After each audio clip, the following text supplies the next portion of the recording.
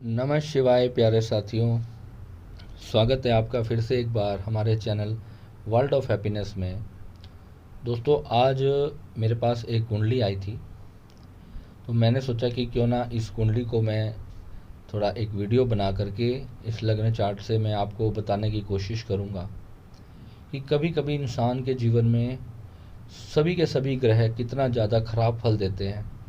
कुछ बड़े प्लैनेट्स जब जीवन में ख़राब हो जाते हैं तो सब कुछ होते हुए भी इंसान की ज़िंदगी बुरी तरह से तबाह हो जाती है, बर्बाद हो जाती है, उसके पास कोई खुशी नहीं रह जाती। जब ऐसे प्लैनेट्स होते हैं हमारी ज़िंदगी में, आप देखें कि इस कुंडली के अंदर जो लग्न हाउस है, जहाँ पर तुला राशि है, तुला लग्न की कुंडली है, और तुला लग्न का जो स्वामी होता है वो शुक्र होता है, और शुक्र यहाँ पे फर्स्ट हाउस में बैठा है जहाँ 7 नंबर लिखा है। तो ये शुक्र के लिए तो एक बहुत अच्छी स्थिति यहाँ पर मानी जाती है। ऐसे लोग बहुत अच्छे घर में पैदा होते हैं, दिखने में बहुत सुंदर होते हैं, इंटेलिजेंट होते हैं, इनका शरीर बहुत फिट रहता है, सब कुछ बहुत अच्छा होता है। मगर यहाँ पर ये मन के बड़े चंचल भी हो जाते हैं। अब यहाँ पर बाकी जो प्लैनेट्स शुक्र के साथ बैठे हैं उनका क्या क्या इफ़ेक्ट यहाँ पर मिलेगा, शुक्र को बाकी प्लैनेट्स किस कदर डैमेज कर रहे हैं, इसी का हम आज इस कुंडली पर रिसर्च करेंगे। इस कुंडली में जो ये लग्न चार्ट जिनका है वह मेरे मित्र हैं, मेरे जानकार हैं, और मैंने उनको जब अब उनकी लाइफ के बारे में सब कुछ बताया तो उन्होंने बात सुनते ही वो रोने लगे। उन्होंने सीधा ऐसे कहा कि भैया, इतनी बुरी हालत मेरी थी, आपने कैसे मुझे बताया, मुझे खुद समझ में नहीं आ रहा। और जो जो चीज़ें मैंने उसको बताई, मैंने उससे पहले तो सीधा ये पूछा कि बेटा, तुमने सुसाइड करने के बारे में कितनी बार सोचा। इतना भर कहने की देर थी और वो लड़का रोने लगा, क्योंकि वो कहता है कि मैं रोज़ सोचता हूँ, बस आज आप आखिरी होप थे, आज आपके पास आया हूँ, तो बस अगर आपने मुझे कुछ सहारा दे दिया तो ठीक है, नहीं तो बस मेरा कुछ नहीं पता मैं कब क्या कर जाऊँ। बहुत रो रहा था, मेरे पैरे हाथ लगाए उसने। वो कहता है कि कुछ तो उपाय बताओ भैया, मेरी लाइफ का क्या होगा। अब यहाँ मैंने उनको जो जो उपाय कराए जाने थे वो सभी उपाय उनको बताए, और यहाँ आपको जो मैं इस कुंडली में दिखाना चाहता हूँ, वह सबसे पहले कुछ बहुत ज़्यादा इस कुंडली में मैं डीप एनालिसिस तो नहीं करेंगे, पर जो मेन प्लैनेट्स होते हैं जो बुरी तरह इस कुंडली में डैमेज हैं, और जिसकी वजह से ये व्यक्ति सीए है, सीए की पढ़ाई कंप्लीट कर चुका है। आप देखो कि पंचम भाव जो कि पढ़ाई का हमारा जो भाव होता है, पंचम भाव में 11 नंबर जहाँ लिखा हुआ है वहाँ पर शनि है, तो स्वराशि है शनि। यहाँ पर कुंभ राशि में बहुत शुभ माना जाता है, एस्ट्रोलॉजी इसको शुभ मानती है। ठीक है, जितने भी एस्ट्रोलॉजर आप देखते होंगे, या कभी आप किसी से मिले होंगे, या आपने हज़ारों लाखों वीडियोस यूट्यूब पे देखे होंगे, तो आपको कहेंगे कि शनि जो है अपनी राशि में अच्छा माना जाता है, वो कम से कम खराब फल देता है। यहाँ पर मैं आपको बताऊँगा, मैं ऐसे ही एक शनि के ऊपर पिछले 15 साल से मैं रिसर्च कर रहा हूँ कि शनि जो है वो अपनी मित्र राशियों में या अपनी उच्च राशियों में वो कैसा फल देता है, शनि अच्छा फल देता है या ख़राब फल देता है। क्योंकि कंप्लीट एस्ट्रोलॉजी, चाहे वो लाल किताब हो, चाहे वो वैदिक एस्ट्रोलॉजी हो, चाहे वो केपी एस्ट्रोलॉजी हो, कोई भी पद्धति क्यों ना हो, सभी शनि को अपनी राशि में अच्छा बताते हैं। जबकि जीवन काल में मैंने अपने रिसर्च के दौरान पाया कि अपनी मित्र राशि में होते हुए भी शनि ने जहाँ जहाँ पर दृष्टियाँ डाली, वहाँ वहाँ के इफ़ेक्ट्स को बुरी तरह से डैमेज किया। और जो बड़े बड़े एस्ट्रोलॉजर्स होते हैं वो ऐसे सीक्रेट्स पढ़ाने के लिए लाखों रुपए चार्ज करते हैं। जिन्होंने रिसर्च किया है वो लाखों रुपए ऐसी चीज़ें बताने की, जो सीक्रेट्स ऑफ एस्ट्रोलॉजी होते हैं, वो कभी भी ये फ्री में नहीं देते हैं। कोई भी यूट्यूब पर इतने सीक्रेट नहीं डालता है। आज मैं आपको एक बड़ा सीक्रेट यहाँ पर बताऊँगा कि शनि एक पाप ग्रह है। अगर आपके घर के सामने एक नशा करने वाला, एक जुआ खेलने वाला, एक मर्डर करने वाला, एक जो गुंडा मवाली होगा, वो वहाँ पर आपके वहाँ पर घर के सामने अगर रहता होगा, और उसके मित्र का ही वो घर होगा, वो उसका बहुत अच्छा मित्र होगा जिसके घर में वो उसको जगह दे दी जाएगी, तो वहाँ पर वो पाप करने वाला जो व्यक्ति होगा वो सुरक्षित महसूस करेगा, अपने आप को कॉन्फिडेंट महसूस करेगा या कमज़ोर और डरा हुआ महसूस करेगा? मैं आपसे सिंपल सी बात पूछता हूँ। तो जो भी पाप ग्रह होता है वो चाहे किसी भी घर में बैठा हो, जब भी वह अपनी मित्र राशि में होगा तो उसकी पाप करने की शक्ति बढ़ेगी, ना कि घटेगी। और एस्ट्रोलॉजी इस बात को कहती है, जितने लोग यहाँ पर जो किताबी ज्ञान झाड़ते हैं वो सभी इसको एक अच्छा भाव मानते हैं, अच्छे शुभ फल मानते हैं। क्योंकि होता क्या है, शनि बहुत धीरे से कार्य करता है और एक रहस्यात्मक प्लैनेट भी है शनि।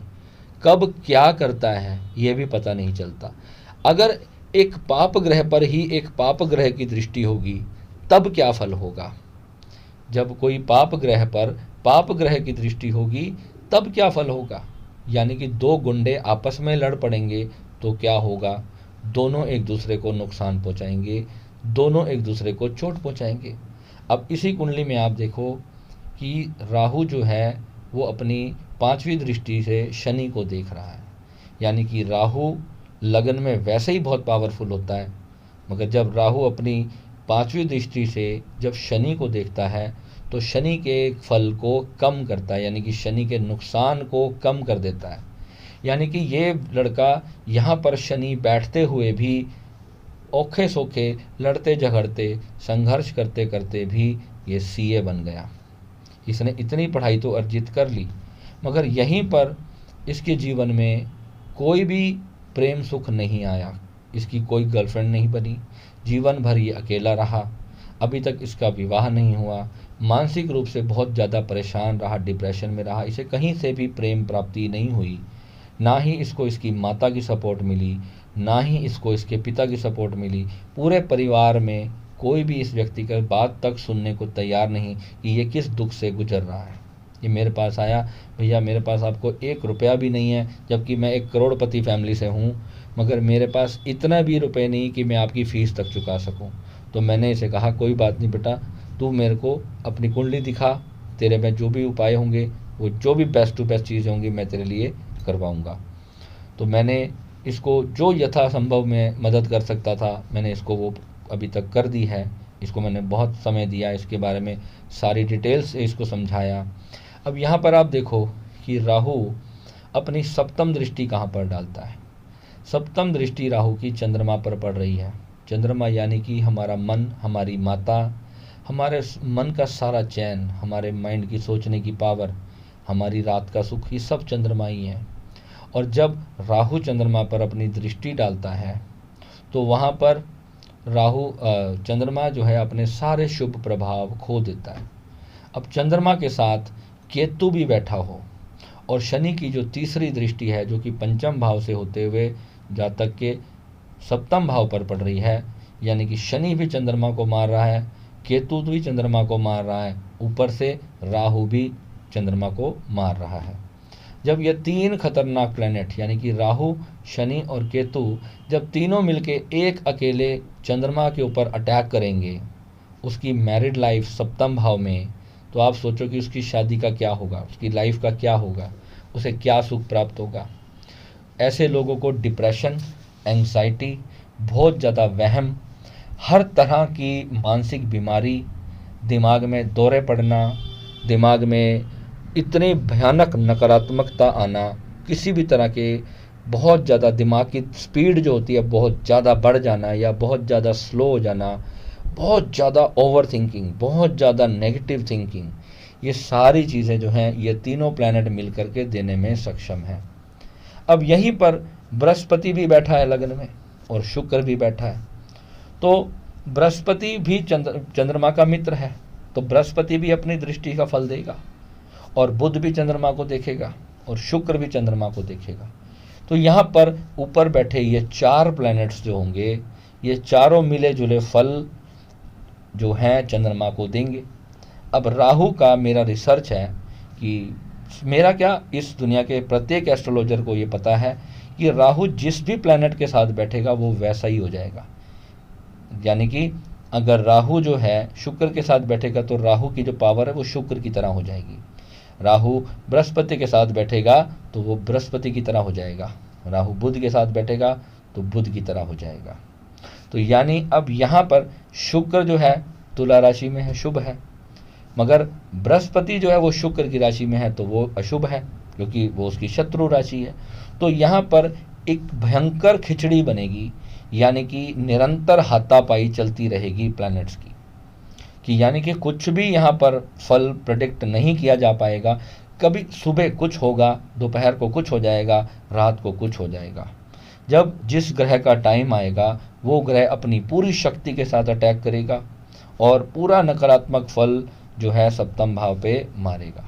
अब सेम यहाँ पर जो है मंगल इसका 9th हाउस में आ जाता है और शनि की जो 5वीं दृष्टि होती है वो भी मंगल को दूषित करती है। मंगल का फल भी इस कुंडली में खराब हो जाता है, यानी 9वें भाव में मंगल एक अच्छा फल देता है, बहुत प्यारा फल देता है, मगर शनि जब अपनी पूरी ताकत के साथ मंगल पे अटैक करता है, यानी कि यहाँ एस्ट्रोलॉजी शनि को शुभ मान लेती है, मगर रिसर्च कहती है, जितनी भी मैंने अपने पिछले 10-12 सालों में जितनी कुंडलियाँ ऐसी देखी, इनफैक्ट मेरी अपनी कुंडली में शनि मित्र राशि में बैठा है, तो मैंने उसके जो नकारात्मक और सकारात्मक फल देखे हैं वो रिसर्च मेरे पास पूरा का पूरा है और वही मैं आज यहाँ पर आपको देने वाला हूँ। इस व्यक्ति के जीवन में किसी भी प्रकार की खुशी नहीं, आत्महत्या के विचार कई बार कर लेने के बाद, ये हताश और निराश होने के बाद, अभी तक सीए करने के बाद ना कोई जॉब, ना ही कोई करियर, ना ही कोई फैमिली सपोर्ट, ना मदर सपोर्ट, ना ही फादर सपोर्ट। अब सूर्य 12वें घर में चला गया तो वैसे ही सूर्य खराब हो जाता है। 12वें घर में जो है सूर्य हमारे को बहुत अच्छा फल नहीं देता, क्योंकि त्रिक भाव है। 6ठा, 8वां और 12वें घर में जब भी कोई प्लैनेट जाता है तो वो हमें पूरा फल नहीं देता है। तो यहाँ पर जो है ऐसे योग जब हमारी कुंडली में बनते हैं, इस कुंडली के माध्यम से मैं आपको इतना ही दिखाना चाहता हूँ कि जब ऐसे योग बनते हैं, जब एक प्लैनेट को, अब ये चंद्रमा अकेला ही काफ़ी है पूरी ज़िंदगी को बर्बाद कर देने के लिए। अगर यहाँ से सिर्फ इस चंद्रमा का उपाय किया जाए ना, सिर्फ चंद्रमा का, यहाँ पर पूरी कुंडली के सारे प्लैनेट्स का उपाय करने की आवश्यकता नहीं है। यहाँ पर यह व्यक्ति के सिर्फ और सिर्फ चंद्रमा को ज़बरदस्त तरीके से, उसको पूरे के पूरे जो है प्रमाणित तरीके से जब उसको स्ट्रॉन्ग किया जाएगा तो इस लाइफ को बचाया जा सकता है। ऐसे व्यक्ति को आत्महत्या जैसा घृणित काम करने से भी बचाया जा सकता है। और अगर मान लो ऐसे में फैमिली की सपोर्ट ना मिले, घर वाले, माता पिता, दोस्त, भाई, बंधु, कोई भी जब ऐसे बच्चों का साथ नहीं देता, तो ये वो लोग होते हैं जो कम आयु में भी आत्महत्या कर लेते हैं। आपने बहुत सारे केस सुने होंगे कि माता पिता ने एक बच्चे को स्कूल में डांट फटकार लगा दी, या उसके बच्चे के पढ़ाई में कम नंबर आए और डर के मारे उस बच्चे ने आत्महत्या कर ली। ये वो कुंडलियाँ होती हैं। ये इतने ज़्यादा शोषित होते हैं, इतना ज़्यादा इनको बचपन से लेकर मार पीट के इनको बड़ा किया जाता है, इनको दबाया जाता है। इनका मन इतनी बुरी तरह से डर चुका होता है दुनिया से कि ये बात बात पर रोने लगते हैं। जरा जरा सी छोटी सी अगर कोई किसी कुत्ते को भी डंडे से मार दे तो ये डर जाते हैं, इनके अंदर एक डर बैठ जाता है, मानसिक रूप से प्रताड़ित होते हैं ये लोग। और शनि जहाँ पर पंचम भाव में बैठा है तो ये ना इनकी पढ़ाई के लाभ इनको देने देता है, ना ही इनको प्रेम सुख मिलता है, ना ही इनको, या तो संतान पैदा नहीं होती है तो संतान के लिए अबॉर्शंस होते हैं, मिसकैरेजेस होते हैं। संतान होने के बाद संतान की मृत्यु भी शनि के भय से होती है। पंचम भाव का शनि कई बार इतना ज़्यादा खराब फल देता है। मगर यहाँ पर शनि अपनी राशि में बैठा हो या मित्र राशि में बैठा हो तो फिर बहुत ज़्यादा खराब फल तो नहीं देता हुआ। मगर फिर भी जो रिसर्च हमारी है वो यही है कि जो पाप ग्रह होता है वो अपनी मित्र राशि में और अपने स्वराशि में बहुत ज़्यादा शक्ति से कार्य करता है। वो नेगेटिव फल जो है उस भाव का बहुत ज़्यादा देता है। और मैंने इस कुंडली में भी इस रिसर्च को पूरी तरह से सही पाया है। इसलिए आप में से कोई एस्ट्रोलॉजर भी हो तो वो भी आप इस जातक को, अगर आप इसकी कुंडली देखना चाहते हो तो मैं आपको इसका नंबर भी प्रोवाइड करूँगा। आप इससे बात करो, या आपको कोई फीस नहीं दे सकेगा, मगर आप इसके जीवन पे रिसर्च करने के लिए आपको इसकी कुंडली पर्याप्त है। क्योंकि जो ग्रह बोलते हैं, लगन में जिसका बृहस्पति बैठा हो तो आप बड़े बड़े फलादेश कर देते हो, मगर इस व्यक्ति के पास अभी तक कोई रोजगार तक नहीं है, जीवन संघर्ष से भरा हुआ है। कोई काम नहीं है, शरीर बहुत भारी हो चुका है। ये जो चीज़ें हैं, ये सारे पॉइंट्स जब आप कंसीडर करोगे, तब मैं यही बात मैं अपने चैनल पे भी बार बार बोलता हूँ कि सिर्फ हम किताबी ज्ञान को सत्य न मान लें, क्योंकि किताबें बदली जाती हैं, ज्ञान के साथ छेड़छाड़ होती है। अपना एक अच्छा एस्ट्रोलॉजर वो होता है जो अपनी रोज़ की अगर वो 5 कुंडलियाँ देखता है या 2 कुंडलियाँ देखता है या 10 कुंडलियाँ देखता है या 50 देखता है, जितनी ज़्यादा वो कुंडलियाँ देखता है, उसको अपनी भी एक रिसर्च बुक बनानी चाहिए या लैपटॉप में वो किसी तरह के नोट्स बना करके रखे कि मैंने ये योग कितनी कुंडलियों में सही पाया है और कितनी कुंडलियों में गलत पाया। और जब 500-700 कुंडलियों का जब उसके पास एक एनालिसिस रिकॉर्ड बन जाता है, तो उससे बहुत बड़ा उसको एक्सपीरियंस हो जाता है कि वो अपनी नेक्स्ट प्रेडिक्शन जब वो देता है तो 100% वो सटीक आती है। मैंने ये योग पहले भी 4-5 कुंडलियों में मैंने देखा था, और मैंने इस बच्चे को आते ही सीधा एक ही प्रश्न किया कि तूने सुसाइड का कितनी बार सोचा। तो उसने कहा भैया बस you were my last option, अगर आपसे मेरा कोई रास्ता नहीं मिला तो फिर जो है मैं आत्महत्या कर लूँगा। मैंने इस बच्चे को अभी किसी भी उपाय में ना डालते हुए मात्र इसको श्री विद्या साधना करने के लिए इसको सजेस्ट किया, और मैं जानता हूँ कि इस ग्रह योग से श्री विद्या की साधना के सिवाय इस व्यक्ति को कोई उपाय बाहर निकाल भी नहीं सकता। अगर यहाँ ये उपाय करने बैठेगा तो सारा जीवन इसका उपायों में ही चला जाएगा, और तब भी जा कर के इसको वो फल नहीं मिलेगा जब हम एक उम्र के इस पड़ाव पे आकर के जब हमें तुरंत इलाज की ज़रूरत होती है। जैसे एक व्यक्ति को पैरालिसिस हो गया, तो हम उसको ये नहीं कह सकते कि तुम्हें 6 महीने की पूजा करनी पड़ेगी तब तुम चलने फिरने लगोगे। आज अगर व्यक्ति चलने फिरने से भी हताश है, तो वहाँ पर सीधी सी बात यह है कि उसे इमीडिएट कोई सॉलिड ट्रीटमेंट की आवश्यकता है। तो वहाँ पर जो ट्रीटमेंट डॉक्टर उसे देगा, वही अगर वो चलने लग जाए तो वही द बेस्ट ट्रीटमेंट है उसके लिए इस वक्त का। तो ऐसे साधकों के लिए मैं श्री विद्या साधना ही सजेस्ट करता हूँ। मैं उन्हें कोई भी उपाय करने के लिए नहीं कहता। साथ साथ वह कोई उपाय करते चलें, वो बहुत जल्दी उस नकारात्मकता से बाहर लाने के लिए काफ़ी होते हैं। जैसे अगर यहाँ पर हम ऐसे योग के अंदर हम इस जातक को कहें कि निरंतर आप जो हैं शनि की वस्तुओं का दान करना शुरू कर दें, मगर ऐसे व्यक्ति के पास जिसके पास 1 रुपया ही नहीं है, तो वो शनि की वस्तु का दान कैसे करेगा। यहाँ पर हम उसे कहें कि तुम्हें निरंतर गौ की सेवा करनी है, तो गौ की सेवा करने के लिए भी पैसा चाहिए। अब उसके पास 1 रुपया नहीं है तो गौ की सेवा कैसे करेगा। वो कोई भी उपाय यहाँ पर कैसे करेगा जब उसके पास घर वालों से 1 रुपया भी उसको नहीं दिया जाता। तो ऐसी जगह पे इसकी मदद जो ग्रह कर रहा है, हमें वो भी फाइंड आउट करना चाहिए। ये मदद भी जो उसको कर रहा है वो शनि ही यहाँ पर कर रहा है, क्योंकि शनि शुभ है और शनि यहाँ पर इसके ज्ञान वाले हाउस में बैठा है, यानी कि इसको ज्ञान अवश्य देगा। शनि जो पापस्थ ग्रह है, वो ज्ञान भी देने का जो दाता है वो शनि है। तंत्र मंत्र की नॉलेज देने वाला भी शनि है। सब कुछ छीन ले करके जो दे देता है वो भी शनि है। शनि को बुरा नहीं मानना चाहिए।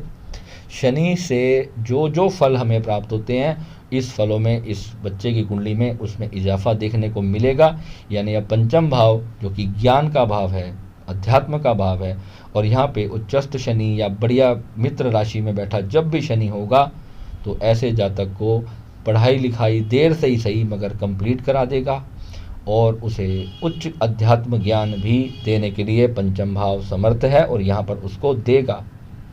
यही चीज़ें मैं आपको समझाना चाहता हूँ कि ग्रहों को बहुत ध्यान से समझकर फिर तब जाकर के अपने ग्रहों का उपाय करें। और आप इसका अष्टमेश देखें। अष्टम भाव जहाँ पे 2 नंबर राशि है, इसका स्वामी मंगल देखो आप, इसका भाग्य भाव में जाकर के बैठा है। यानी इसको भाग्य से, अष्टम भाव किसका स्वामी है? छुपी हुई गूढ़ रहस्यात्मक विद्याओं का। तो ये रहस्य श्री विद्या से छुपी हुई और कोई रहस्यात्मक विद्या शायद इस संसार में नहीं होगी। और यही अष्टमेश इसको इसकी किस्मत से इसके भाग्य भाव में जाकर के बैठा है, और भाग्य से इसको श्री विद्या मैं निःशुल्क दे रहा हूँ।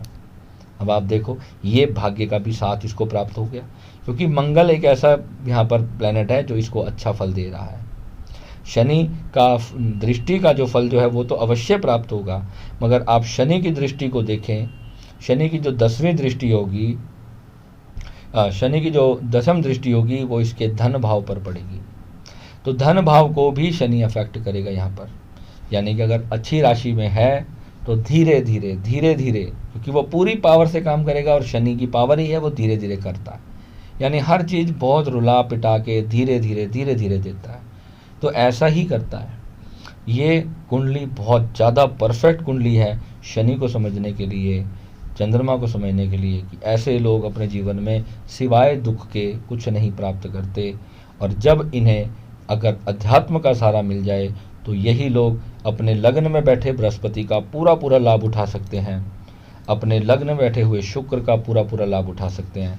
और राहु जो लग्न में बैठा है, जो कि एक क्रोध यहाँ पर एंगर डेवलप करता है, यानी कि यही ऊर्जा अगर सकारात्मक योग में लगा दी जाए, सकारात्मक दिशा में लगा दी जाए, तो ऐसे लोग आसमान की बुलंदियों पे पहुंच जाते हैं।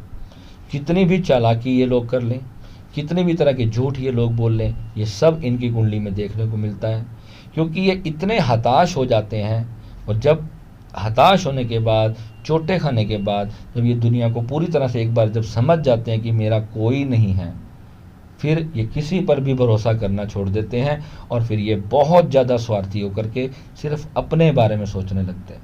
क्योंकि इनको जीवन में एक बार ये वक्त ज़रूर आता है कि ये आत्महत्या के बारे में सोचते हैं, और आत्महत्या अगर इन्होंने कर ली तो फिर ये मारे जाते हैं। और अगर इन्होंने उस चीज़ को हरा दिया और फिर दुनिया के ऊपर उसका जब एडवर्स इफेक्ट लेके चलते हैं, रिवर्स अटैक करते हैं, तो फिर ये पूरी क्षमता के साथ लड़ते हैं और वही एनर्जी जो है इनको आकाश की तरफ लेके जाती है। ये वो कुंडली का योग है।